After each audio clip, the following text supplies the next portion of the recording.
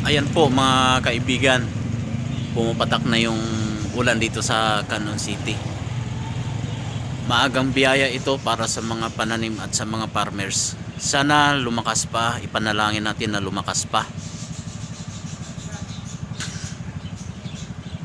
Ito na yung hinihintay natin, sana dagdagan pa ng Diyos yung biyaya niya na ibinibigay niya sa atin sa araw-araw.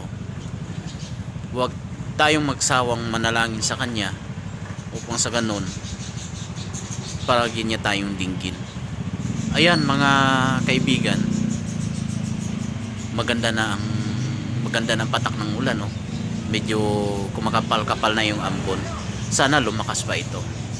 Sana hindi lang dito sa Quezon City umulan, pati sana sa buong bansa, upang ang mga pananim ng mga mahal nating mga kaibigang farmers ay matutubigan po.